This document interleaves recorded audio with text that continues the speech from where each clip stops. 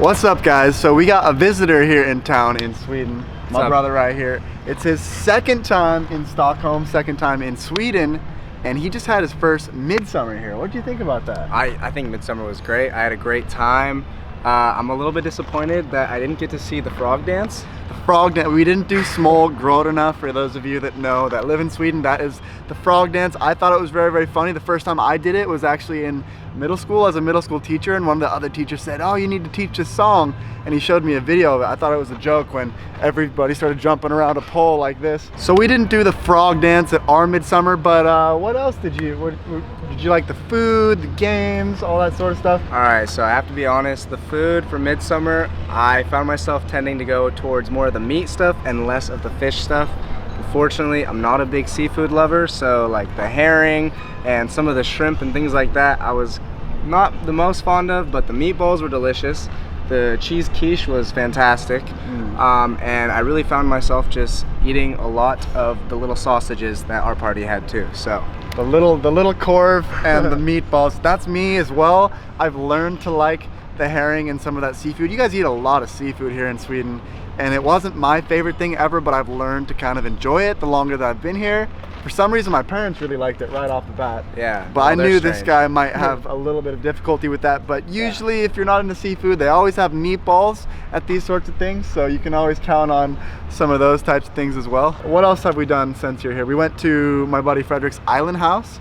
Oh, that was great. Yeah. I loved it. I mean, it was just great to get to see a little bit more of like the water that surrounds Sweden. Because I mean, flying in from the airplane, that's one of the things that I noticed that I think was really amazing about this country is just all the bodies of water. I mean, there's lakes and just it's super cool to kind of be surrounded by water everywhere you go. I mean, it's totally always within a very short distance. Crazy. I mean, back in Portland, the closest thing we can get to that is like the coast, but that's like an hour-and-a-half drive away. True. And so you kind of have to plan around a full day kind of to go to the beach. Yeah. And so here, I mean, to just be driving 30 minutes and then get on a boat and go to your own little private island was an amazing experience. So thanks, Frederick. I had a good time. Yeah, and I mean, Portland is a city that's actually known for having a decent amount of water as far as American cities go, because there's 2 rivers that go through the middle of the city, and there's like 9 bridges. It's also known as Bridge City. But when you compare it to the amount of water in Stockholm, I mean, as we're filming this video right here, there's a body of water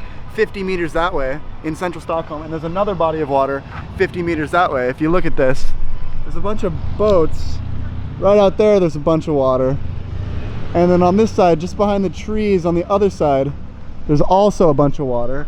So like wherever you go in this city, it's absolutely crazy, and you can just take a boat and be out on the islands, and that's one of the things that I love about this too. So now we're gonna ask him some other observations, just things when you got off the plane from America. What are some of the first things that you noticed that are just different when you come off the plane? Because I haven't been to America since January, so it's been 6 months for me.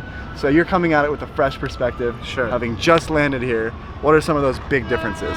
One of the biggest things that jumped out to me that I have an enormous amount of respect for is the style you guys have here in Sweden. I mean, the average person really knows how to dress compared to where I come from. I mean, you don't really see too many people out in just like sweatpants and sweatshirts. I mean, it's very classy kind of everywhere you go. You see a lot more people wearing like suit and ties and dress shirts and just very fashionable clothing.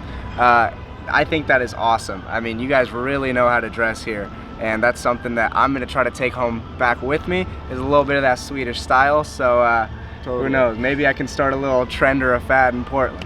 I definitely think because we live in the Swedish capital of Stockholm, it's even more prevalent than if you were to go out to the countryside or some of those things.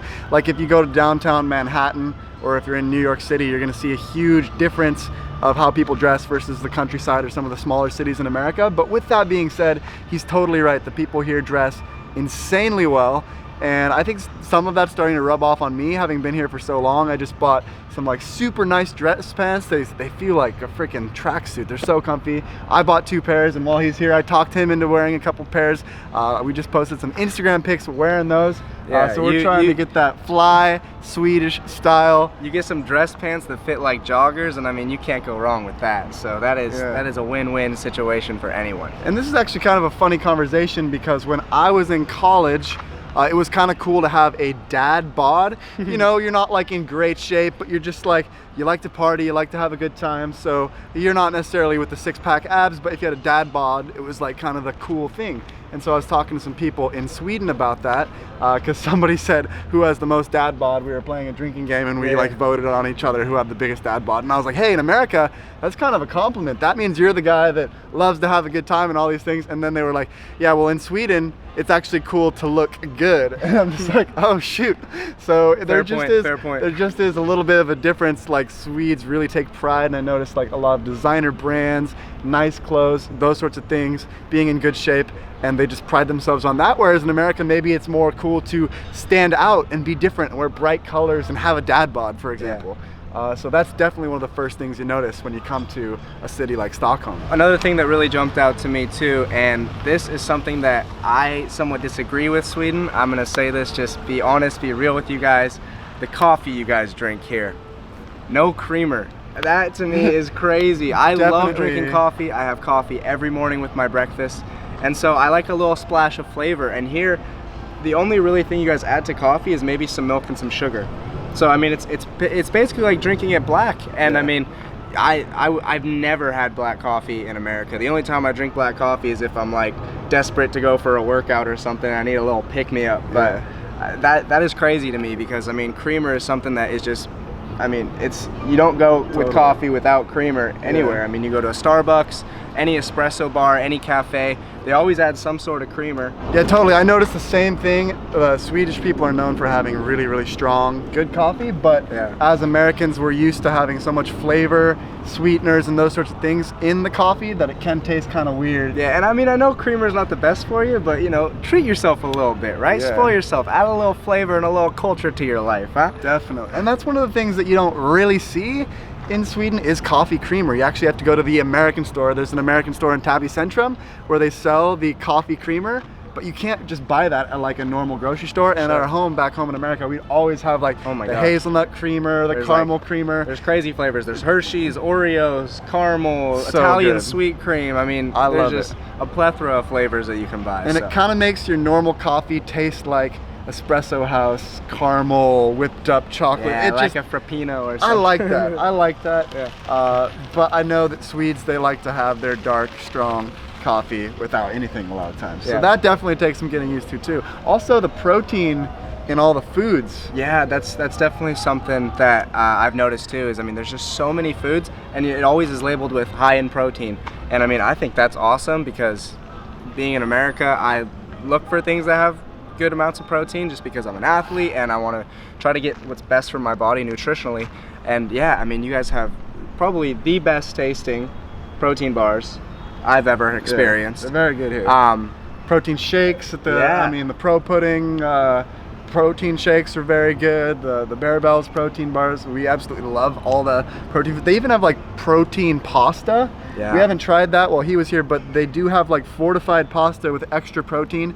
I mean, so even though like healthy foods. even like the ice cream and stuff too. Yeah, high protein ice cream. So many different flavors of protein ice cream. I mean, we have some protein ice cream in America, but it's not as high of amount of protein. You know, per serving, it's like maybe 3 or 4 grams of protein, and here you're getting like 12, 11 grams of protein per serving of ice cream, and tons it just makes you feel better about eating that ice cream because it does something nutritionally for you too. It's probably still not that good for you, but it's good enough that we can tell ourselves. Yeah, exactly. It's all in the mindset. You know, you have a positive mindset eating ice cream, you can't go wrong with that. So with that, guys, you guys just asked us some questions on Instagram, so we're just going to answer a few of those, and then we got to go buy a Viking hat for this music video that we're about to put on the channel. Super excited for that, but we're going to do a quick Instagram Q&A from what you guys asked. Also, I'm in partnership with this watch brand Northman Lange, and to support you guys that have been following me, we're going to do a giveaway together. All they have to do to be entered to win a free watch from Northman Lange is make sure they're following both my Instagram account and the Northman Lange Instagram account. Both of those will be in the description, and I'll announce the winner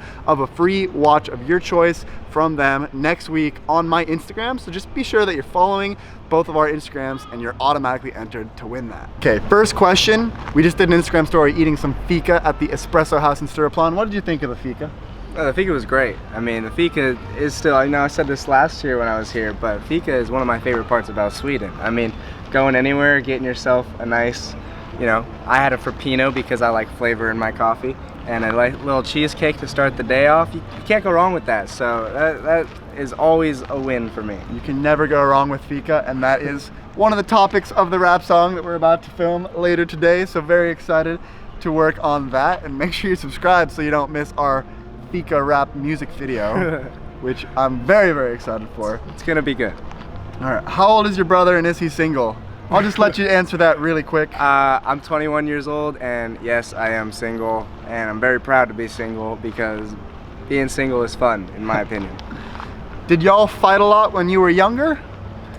Ooh, that's a good question. Yeah. Yeah, let me tell you guys a little story, okay? So, anytime we'd fight, Stefan would get this look on his face, and this is when I knew as a child it was getting serious, you know, because, you know, I'd always antagonize him. I'm the little brother. And so anytime we'd start to fight, he'd get this look of frustration on his face. Like, he would look at me, and he'd bite his lip like this when he was angry. He would just like that. And that's when I knew, oh crap, I'm in big trouble now, because that's when he really got a little bit more aggressive, and I usually ended up learning a very valuable lesson of not to tease this guy as the younger brother of 3 years. The thing that was funny was we were working out at the gym the other day, and he was like, wow, when you lift weights, you make the same face that you made when we were growing up and we'd be wrestling or fighting or whatever. He was doing the bench press, right? He's doing the bench press, and I just saw him struggling to get that last one. He just goes, and I was like, oh my gosh, that's the same face of aggression he made when we were younger. So, good question, good question. So this next question I think is more of a statement. It says licorice is the best candy. I think we got a thing or two to say about that. What do you think? Is licorice the best candy? No, best candy, hands down, Haribo gummy bears. You heard it here first. They do offer the Haribo gummy bears at a lot of the Swedish candy stores, even though they're technically German, but I like the Swedish candies as well, especially the cola flaskor, like little cola bottles. Oh, those are tasty. Those are my favorite. And the last question of this video, are you also considering moving to Sweden?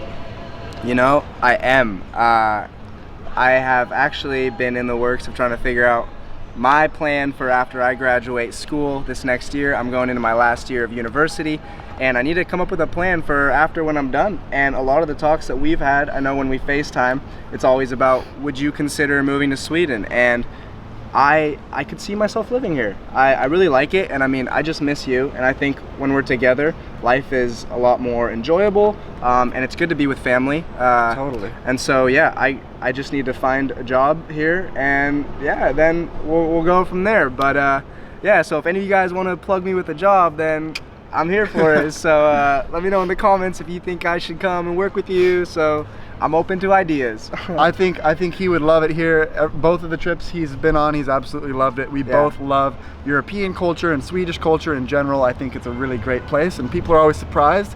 And they ask me, why would you move to Sweden from America? But honestly, it's a country that has so many amazing things going for it, and we both really have appreciated our time here, especially me, because I've officially, as of tomorrow, it will be my 2-year anniversary from the first day that I ever came to Sweden. Wow. So much has happened so quickly, and I feel really grateful to have had such an amazing experience here. So with that being said, make sure you guys follow us all on Instagram. Those links are down below. Love for you guys to join the community there. I haven't been as active on YouTube, but I'm always active on Instagram, showing you guys the behind the scenes of what it's like living in Sweden and my experiences here. But with that, we're gonna sign off for today's video. Thanks so much for watching. See you in the next one.